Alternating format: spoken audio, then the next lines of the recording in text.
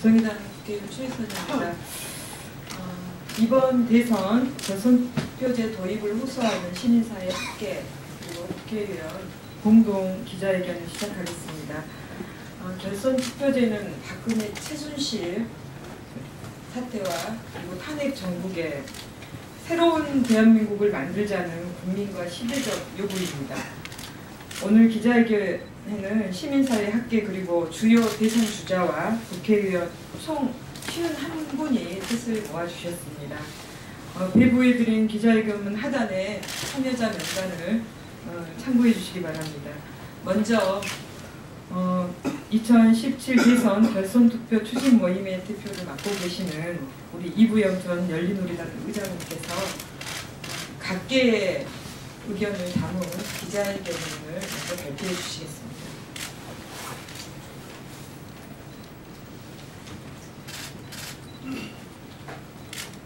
대선 결선투표제 도입 호소 시민사회 학계 국회의원 기자회견.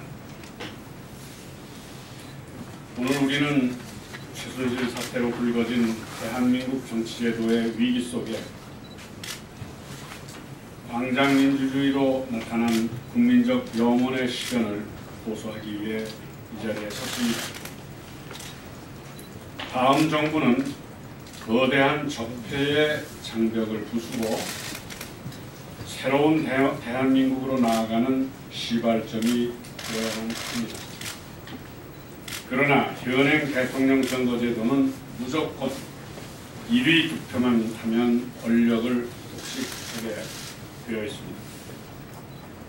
후보가 3명 이상이면 30%대, 만일 10명 이상이면 보다 낮은 지지율로도 마땅한 권한을 행사하는 대통령이 될 수 있습니다.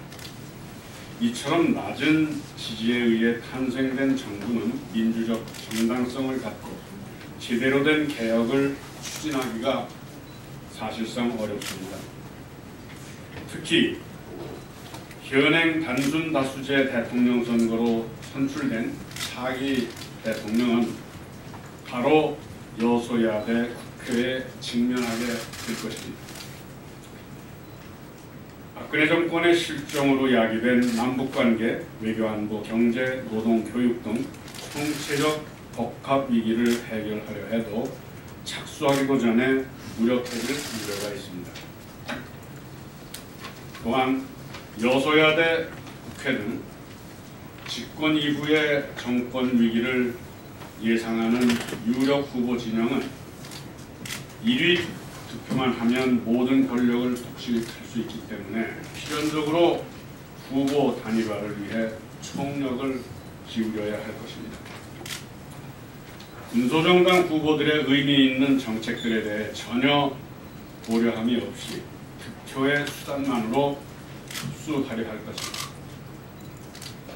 정당 민주주의를 전면 부정하는 만행이 또다시 자행될 것입니다.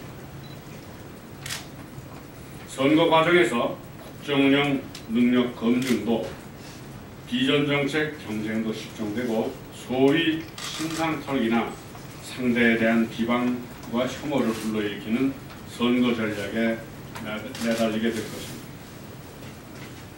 선거에서 자신이 당선되어야 할 이유를 유권자에게 호소하는 것이 아니라 상대가 되면 안 되는 이유를 인식시키기 위해 매진하게 될 것입니다.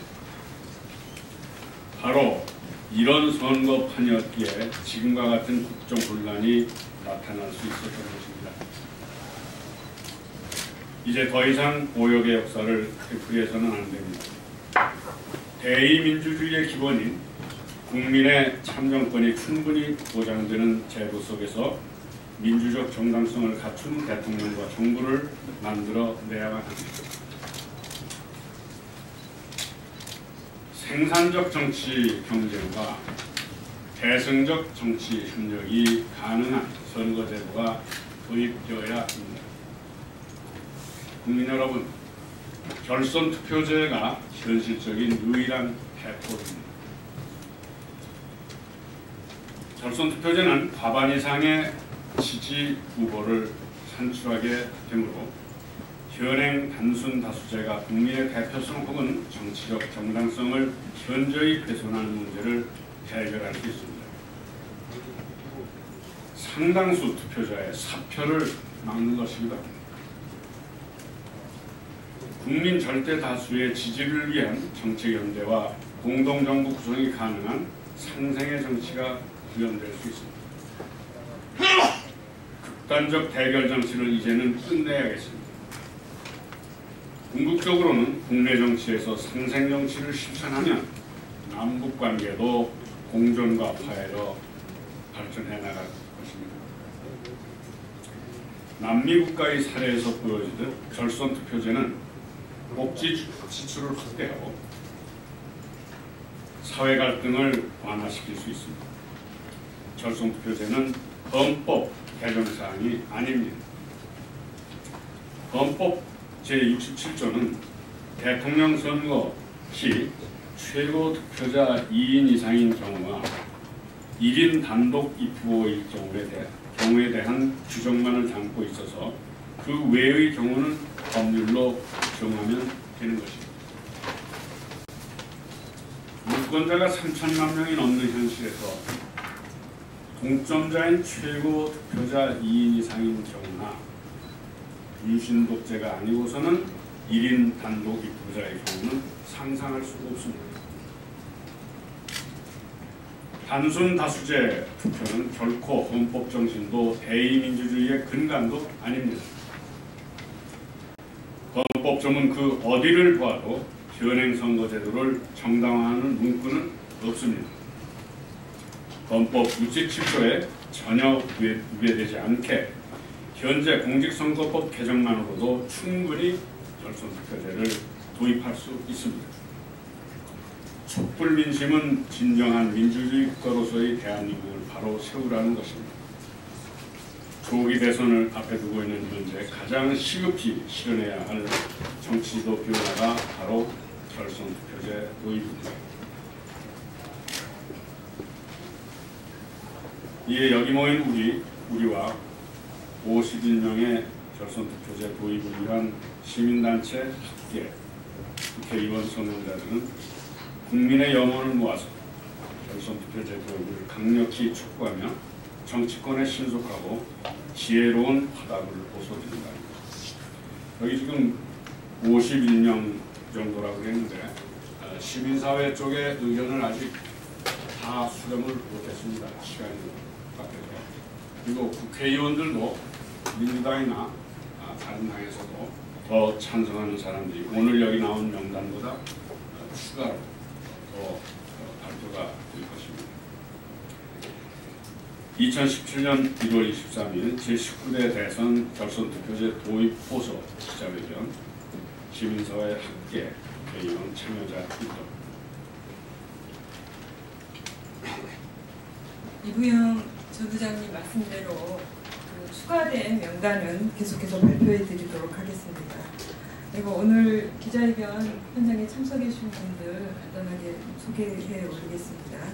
영성수 개혁입법 공동네트워크 상임대표님, 네.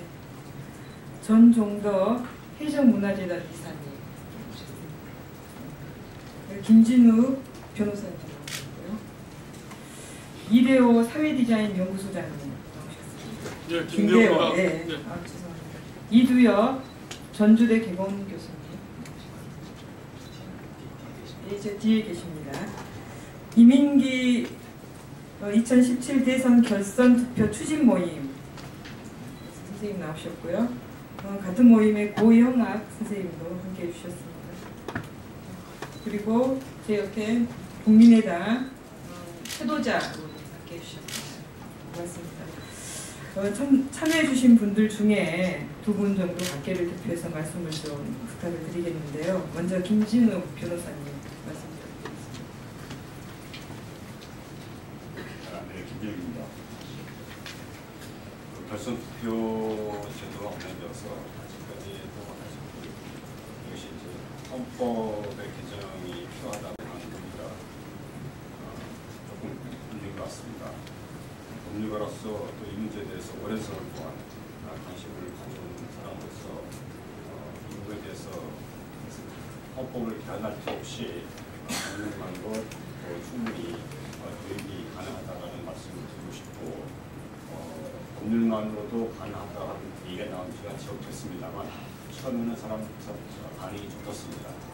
차츰차츰 논리가 있고 근거가 있고 하기 때문에 오늘날은 상당히 많은 분들이 이게 찬성을 하시고 있는 상황이고 그래서 좀 더 우리가 얘기를 하면은 이 부분에 대한 논의가 충분히 합의일 수 있을 것 같다는 생각을 하고 있기 때문에 기자 여러분들을 뵌 뒤에 다시 한번 여성투표제 교육에 관해서 개헌을 할 필요가 없다는 말씀을 짧게 말씀드리고자 합니다.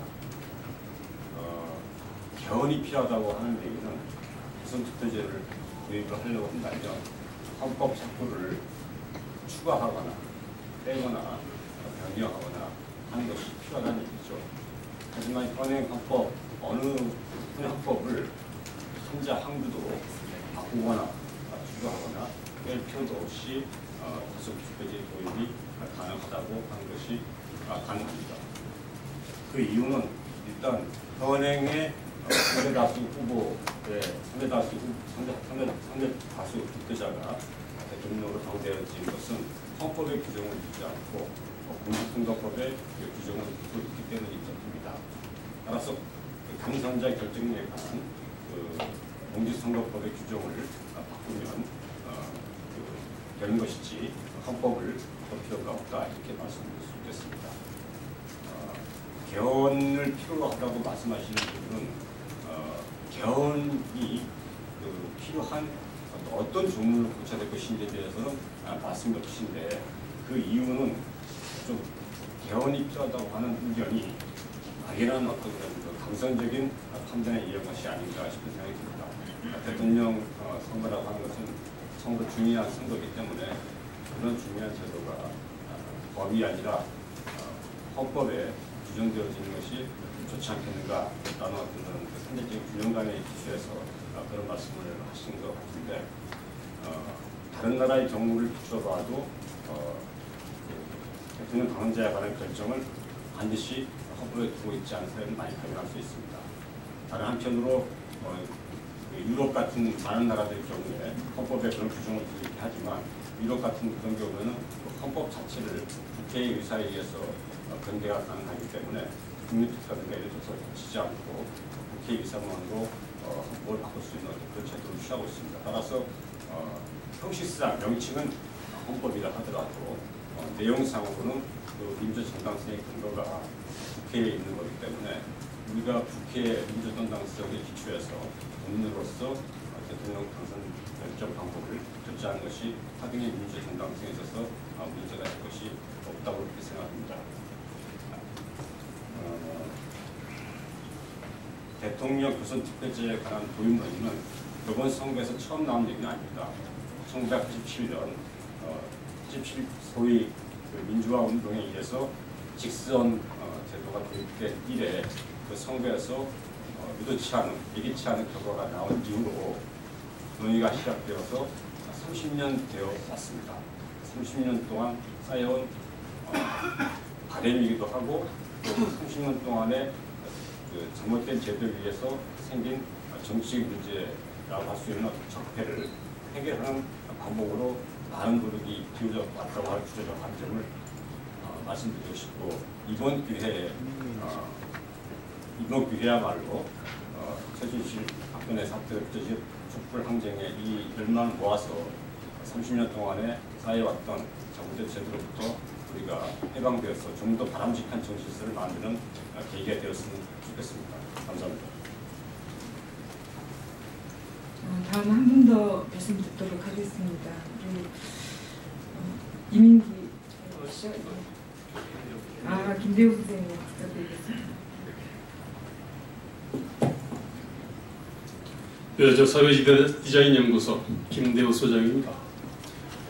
그 결선 투표 없는 대통령 중심제는 필연적으로 양강 구도로 가게 돼 있죠. 이게 이른바 디베러제 법칙입니다.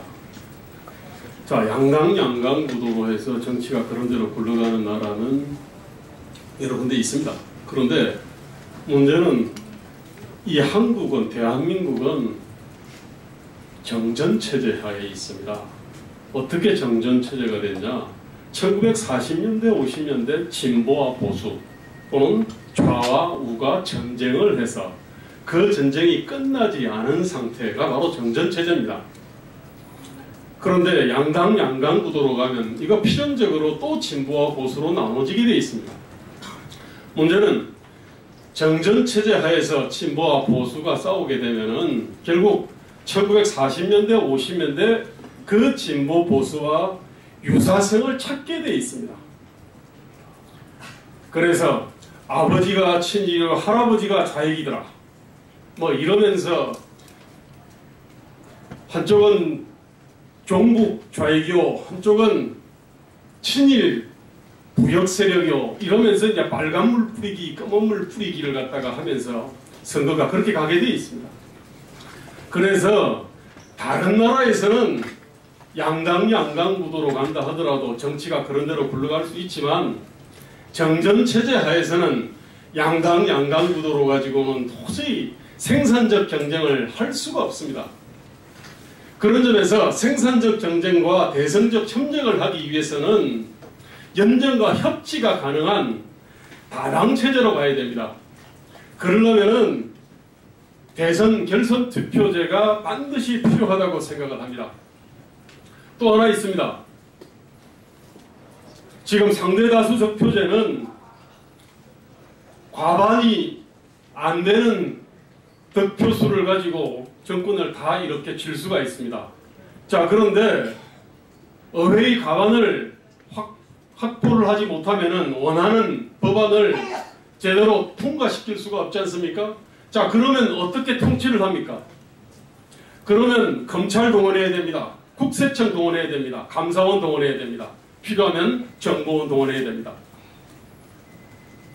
그 다음에 예산은 블랙리스트를 만들든지 아니면 화이트리스트를 만들든지 어떻게든지 예산을 가지고 또 통치를 해야 됩니다.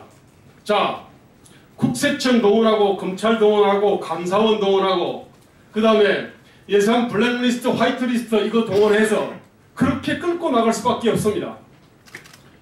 이런 식으로 통치를 하면은 정권 말기에는 반드시 문제가 터지게 되어 있습니다. 지금 현재 우리가 보고 있는 사태가 바로 그런 사태 아닙니까? 그런 점에서 상대다수 득표제, 민주적 정당성이 없는 상대다수 득표제를 갖고는 대한민국 민주주의는 도저히 앞으로 갈 수가 없습니다. 그런 점에서 저희는 결선투표, 대선 결선투표야말로 대한민국 정치를 살리는 길이고 대한민국의 민생을 살리는 길이라고 생각을 합니다. 감사합니다. 네, 고맙습니다. 촛불 광장으로 열린 대선입니다. 비록 활주로가 짧다 할지라도 이번 대선은 국민 주권을 강화하는 제도 개혁 조치들이 폭넓게 논의되고 꼭 반영되어야 합니다. 이게 국민에 대한 최소한의 예의다 이렇게 생각하고요. 오늘 절실함을 담아서 저희가 호소문을 드렸습니다. 우리 언론인 여러분께서도 깊은 관심 부탁드리겠습니다. 이상 기자회견 마치겠습니다. 고맙습니다.